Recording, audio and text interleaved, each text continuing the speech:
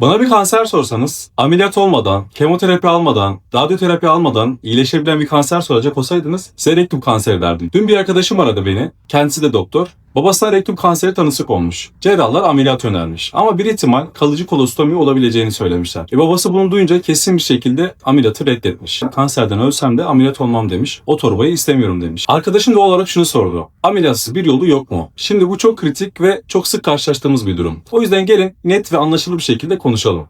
Rektum kanserinde standart tedavi süreci aslında belli. Önce radyoterapi ve kemoterapi verilir. Amaç tümörü küçültmek. Ardından ameliyat yapılır ve hastalık tamamen temizlenir. Ama işin ilginç tarafı şu ki bazı hastalarda bu ameliyat öncesi verilen tedaviler o kadar etkili olur ki tümör tamamen kaybolur. Evet, yanlış duymadınız. Hiçbir iz kalmayabilir. Tıpta biz buna klinik tam yanıt diyoruz. Peki böyle bir durum gerçekleşirse ne yapıyoruz? İşte burada çok önemli bir seçenek devreye girer. İzle ve bekle. Yani watch and wait stratejisi. Hemen ameliyat etmek yerine hastayı çok yakın takibe alırız. Eğer tümör geri gelmezse hastanın rektumu da yerinde kalmış olur. Yani ameliyatsız bir şekilde yaşamına devam edebilir. Bu özellikle kalıcı kolostomiden kaçınmak isteyen hastalar için çok değerli bir seçenek. Ama burada çok kritik bir nokta var. Her hastaya bu yöntem uygun değil. Kimler uygun diye sorarsan öncelikle tümörün tedaviye çok iyi yanıt vermiş olması lazım.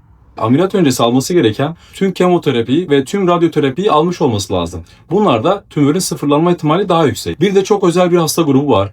Genetik olarak MSI high dediğimiz veya dMMR dediğimiz özellik saptanırsa bu hastalar immünoterapi ile tümörün tamamen yok olma ihtimali çok yüksek. Yani bunlarda kemoterapi de vermiyoruz, radyoterapi de vermiyoruz, ameliyat da etmiyoruz. Sadece immünoterapiyle tedavi sıfırlanma ihtimali var. Peki tümörün tamamen kaybolduğunu nasıl anlıyoruz? Bu tamamen objektif değerlendirmeyle oluyor. 3 temel yöntemimiz var. Birincisi doktor elle muayene edecek, hiçbir sertlik olmadığını görecek. İkincisi endoskopi. Kamerayla bakıldığında tümörün yerinde sadece düz beyaz bir iz görünmeli. Üçüncüsü ve en önemlisi pelvik MR. Orada aktif bir tümör dokusu olmadığı net olarak gösterilmeli. Yani ben iyiyim, geçti demek yeterli değil. Bunu mutlaka görüntüleme, muayene ile kanıtlamak gerekir. Şimdi en önemli uyarıya geliyoruz. İzle ve bekle demek, tamamen iyileştin artık rahat ol gidebilirsin demek değil. Tam tersine bu hastalardan çok daha sıkı takip ediyoruz. Genellikle ilk 2 yıl her 3-4 ayda bir muayene, endoskopi ve gerekli kan testleri yapılır. 6 ayda bir MR çekilir. Ayrıca akciğere, karın bölgesine yayılım var mı diye bunlar kontrol edilir. Yani bu bir disiplin işidir. Takip aksarsa risk de artar. Peki herkesin aklına takılan o soru. Tümörün geri gelme ihtimali var mı? Geri gelirse ne olur? Evet, yaklaşık 3 hastanın birinde ilk 2-3 yıl içinde tümörün tekrar gelme ihtimali var. Ama burada önemli olan şu, eğer hasta zaten düzenli takipte ise bu nüksler çok erken yakalanır ve hızlıca kurtarma cerrahisi yapılır. Yani yine başarılı bir şekilde ameliyat edilebilir. Demek istediğim bu geri dönüşü olmayan bir risk değil. Sonuç olarak şunu net söyleyeyim. Rektum kanserinde ameliyatsız tedavi doğru hastada, doğru şartlarda ve doğru takiple mümkün olabilir.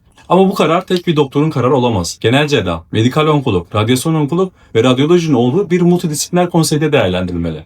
Eğer siz veya bir yakınınız bu durumdaysa doktorunuza mutlaka şu soruyu sorun. Ameliyatsız bir yöntem var mı? Sadece bu soru bile bazen hayat kalitenizi tamamen değiştirebilir. Peki siz olsanız ameliyatı mı yoksa yakın izlemi mi tercih edersiniz? Yorumlara yazın, tek tek konuşalım. Kanser hastalarına destek olmak ve bilgi paylaşım için Kansersiz Bir Yaşam Telegram grubunu kurdum. Dileyenler profildeki açıklama linkinden ücretsiz bir şekilde bağlanabilirler. Eğer bu video sizin için faydalı olduysa beğenmeyi, abone olmayı ve sevdiklerinize paylaşmayı ihmal etmeyin.